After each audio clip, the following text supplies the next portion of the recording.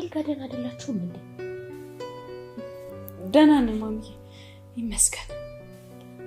አይ እኔ ግን አይመስለኝም። አይ ማሚዬ ትንሽ ተጋጭተን ነው፣ ግን ችግር የለውም በቅርብ ይስተካከላል። ስለ ልጅ ጉዳይ ነው?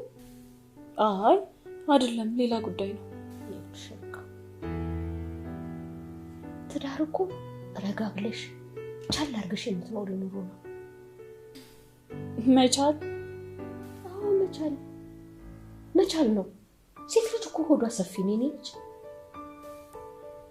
ቆይ እስከምን ድረስ ማሚ? እስከምን ነው? ቆይ እንደዛ ማድረግ የምትችል ሴት አለች? ግን እራሷን አይታ ከተቆጣጠረች ልበልሽ አለቃዬ።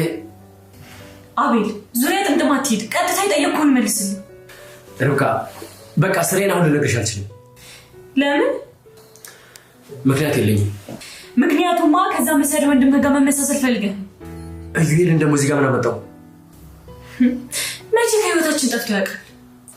እሺ ታዩ።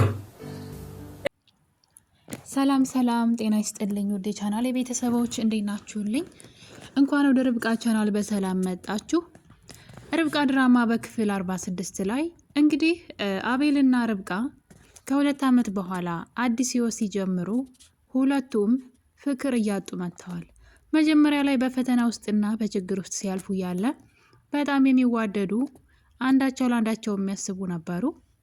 አሁን ላይ ግን ነገሮች እየተበላሹ መጥተዋል። አቤል ጸባዩ ተቀይሯል። በጣም ይገርማል። እንደዛ ነፍሴን ሰጥሻለሁ ሲላት የነበረችውን ሴት አሁን ላይ ችላ ማለት ብቻ አይደለም፣ በጣም መናቅም ጭምር ተጨምሮበታል። የአቤል ሀሳብ ምን ይሆን?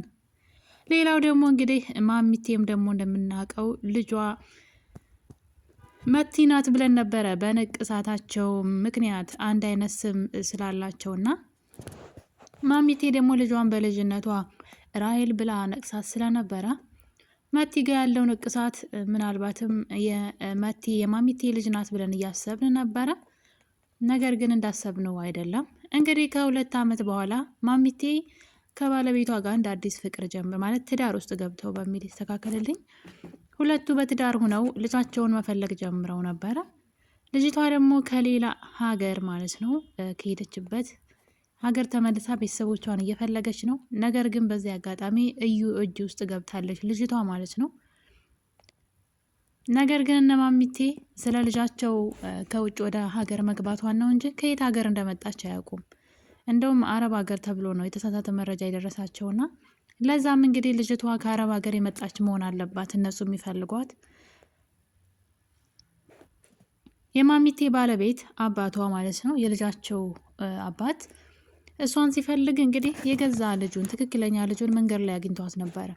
ሁለቱም ተጋጩና ይተዋወቃሉ። ነገር ግን እሷ ከሌላ ሀገር እንደመጣች እሱ ደግሞ ከአረብ ሀገር ልጁ እንደተመለሰችና እሷን እየፈለገ እንደሆነ ተነጋግረው ስልክ እንኳን ሳይቀያየሩ ነው የተለያዩት። እና ከዛን ጊዜ ጀምሮ እዩ እንግዲህ ማሚቴ ጋር እየደወለ እኔን አታውቂኝም፣ ነገር ግን ልጅሽን ከፈለግሽ እኔ የምፈልገውን ነገር ማድረግ አለብሽ እያለ በተደጋጋሚ በልጇ በድጋሚ ማስፈራራት ጀምሯል። ማሚቴ ማንነቱን ማወቅ አልቻለችም። ያው እዩ እንደምታውቁት ለ30 ዓመት ፍርድ ቤት ተፈርዶበት እስር ቤት ከገባ በኋላ ነገር ግን አሁን በነፃነት እየተንጎባለለ ይገኛል። በጣም ይገርማል። እንደዚህ የሚቻላል እንዴ? በዛ ላይ ሌሎች ጥፋቶችን ለማጥፋት አሁን ላይ እየተዘጋጀ ይገኛል እዩ ማለት ነው። በዚህ የተነሳ አሁን ላይ ለርብቃና ለአቤል ጸብ መነሻ የሆነው እንግዲህ ዋናው እዩ ነው ማለት ነው። እዚህ ቀደም ትዳራቸውን ሲበጠብጥ ህይወታቸውን ሲያበላሽ ነበረ። አሁን እንግዲህ አቤል ምን እንዳሰበ አናውቅም። አሁን ላይ ከእዩ ጋራ ግንኙነት ጀምሯል ማለት ነው። ይሄ ነገር እንግዲህ ባለቤቱ ማለት ነው ርብቃ ናት። ለምንድን ነው አቤል የተቀየረብኝ? ምንድን ነው እየሰራ ያለው ነገር ወንጀል ነው ምንድን ነው? ምክንያቱም አሁን ላይ አቤል ስለ ሀብት ነው እያሰበ ያለው። ሀብታም መሆን፣ ትልቅ ደረጃ የሆነ በቃ የማያውቀው ዓለም መኖር ነው የሚፈልገው እና ያለን ነገር በቂ አይደለም። ትልቅ ሀብታም መሆን፣ ትልቅ ደረጃ ነው ሀብታም መሆን አለብን እያላት ነው ርብቃን። ልጅ ደግሞ አንወልድም። ልጅ የምንወልደው እዛ ቦታ ላይ ስንደርስ ነው። እዛ ትልቁ ቦታ ላይ ስንደርስ ከፍታ ላይ ስንሆን እዛ ጋር ልጅ እንወልዳለን። እዚህ ግን አንወልድም እያለ እንግዲህ እንደምታዩት ርብቃን አይቻልም ብሏት፣ እሷ በጣም አዝናለች። ማለት ለምንድን ነው ከፍቅር ይልቅ ገንዘብ ወዳድ ሆኖ መጣ ማለት ነው። እንግዲህ በፊት እንደሚወዳት ነበር የምናውቀው። ቅድሚያ ለሷ ይሰጥ ነበረ። አሁን ላይ ስራ ነው የሚለው፣ በስርዓቱ እንኳ አያወራትም።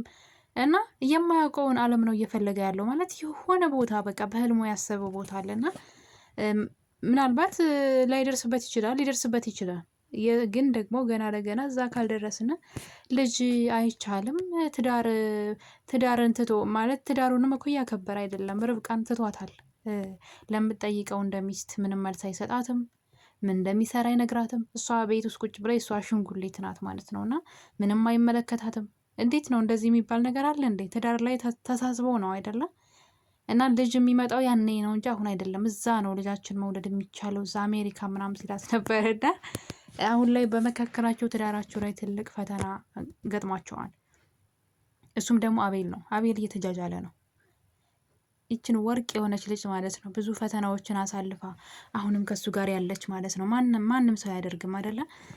አሁንም ከሱ ጋር እየታገለች ያለች በወንድሙ መከራ አይታ ልጇን ተነጥቃ አሁንም ከሱ ጋር ያለችን ሴት በእጅ የያዙት ወርቅ ሆኖበት አቤል ማለት ነው የማያውቀውን ዓለም የማያውቀውን ገንዘብ ሲያሳድድ ይችን የመሰለች ቆንጆ ጠንበለል እንዳያጣ በጣም እየፈራ ሆይ ነው። ምክንያቱም ሴት ልጅ ታግሳ ያው ትታ መሄዱ አይቀርም። ሁል ጊዜ አትታገሰውም። የሆነ ሰዓት የቆረጠች ቀን ግን ላትመለስ ነው። ያኔ ትዳሩን ከሚያጣው ፍቅሩን ከሚያጣው ቢጠነቀቅ ጥሩ ነው ላለው። ልጅ የሚባል ነገር ለሱ ጥላት ሆኗል። በቃ አሁን ላይ ልጅ ሲባል አይፈልግም። በጣም ይገርማል። ሰው እንዴት ከገንዘብ ልጅ ከልጅ ገንዘብን ሊያስበልጥ ቻለ? አቤል ከየት አመጣው ይህን ጸባይ? እና እነዚህ ነገሮች እንግዲህ ርብቃ እየረበሻት ስለሆነ አሁን ላይ እሱን መከታተል ጀምራለች።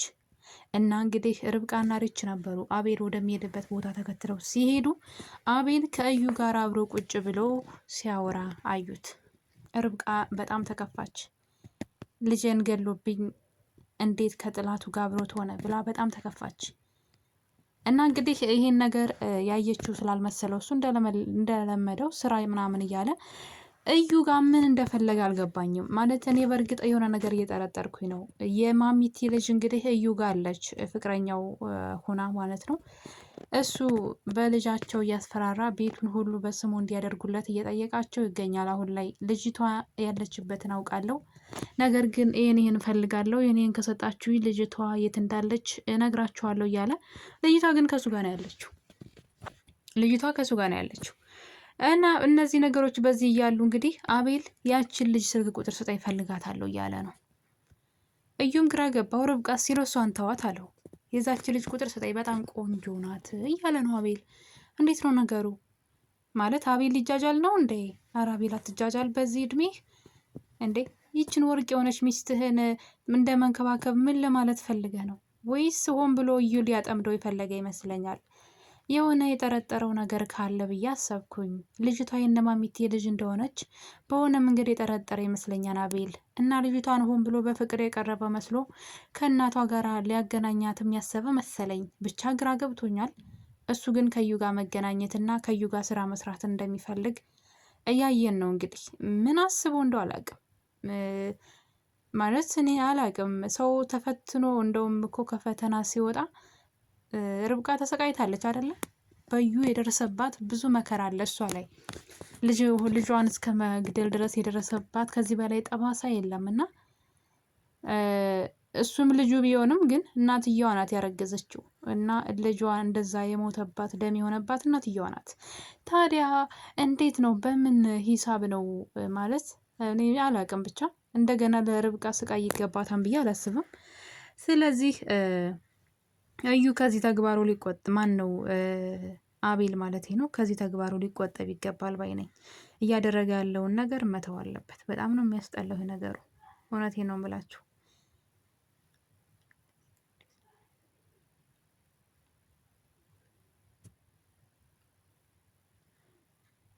እንግዲህ በዚህ የተነሳ አሁን ላይ ርብቃ አቤልን ከእዩ ጋር ካየችው በኋላ ያው ልታናግረው ፈልጋ ነበረ። ቤት ውስጥ ችግር እየተፈጠረ እንደሆነ ሪች ያለበት ቦታ ድረስ ሄዳ ነግራው ነበር። እሱም እንግዲህ ስጦታ ምናምን ገዝቶ ለርብቃ ሄዶ ነበር ወደ ቤት። እሷ ግን ስለምትሰራው ስራና እያደረግ ስላለው ነገር ብቻ ነገረኝ፣ ከአንተ ምንም አይነት ስጦታ አልፈልግም ብላለች። ርብቃ ራሷ እየተቀየረች ነውና እውነት ግን እንደዚህ ያልነበረ መሆን የነበረበት። ትናንት የተሰቃየ ሰው ዛሬ ያማረ ህይወት ሊኖረው ሲገባ ወደ ቁልቁል ነው ሄዱት። ማለት እዩ እንዴት ደስ እንደሚለው አሁን ያሉበት ሁኔታ። ባልና ሚስቶቹ አይስማሙ። እዩ የነጠቃቸው ልጅ እንኳን መተካታ ልጁን ራሱን ባይተካም ሌላ ልጅ እንኳን መውለድ አልቻሉም። ያ ማለት እዩ እንደፈለገው ሆኖለታል ማለት ነውና አቤል ነቃቤል ጥሩ ነው ብዬ ላለሁኝ።